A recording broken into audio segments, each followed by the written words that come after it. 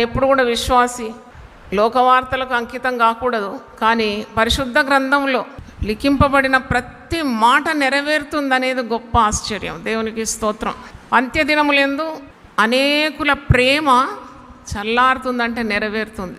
దేవునికి స్తోత్రం. చల్లారిపోతుంది. భార్యకు భర్త మీద ప్రేమ లేదు, భర్తకు భార్య మీద లేదు, పిల్లల మీద తల్లిదండ్రులకు లేదు. ఏంటిది? ఎటుపోతుంది లోకం? మానవత్వం మంట కలిసిపోతుంది. బైబిల్ అంటది నీ తల్లిని తండ్రిని ఏం చేయాలి? సన్మానించాలి.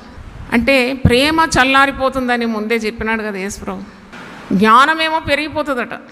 ప్రజల్లో మనుషుల్లో జ్ఞానం అతిగా పెరిగిపోతుందని అవన్నీ మనకు తెలుసు. మనుషులు ఒక్క స్థలంలో కుదురబడి ఉండరట. అటు ఇటు ఇటు అటు పరిగెత్తనే ఉంటారట. Seeking what God knows. ప్రభు మత్తయి సువార్త 24లో రానున్న భవిష్యత్ కార్యాల గురించి చెప్పినాడు. ఇవన్నీ జరుగుతుంది కానీ సువార్త మాత్రం లోకాంతం వరకు ప్రకటింపబడుతూనే ఉంటుంది. అంతం వరకు సహించువాడు రక్షింపబడునని కూడా ఉంది.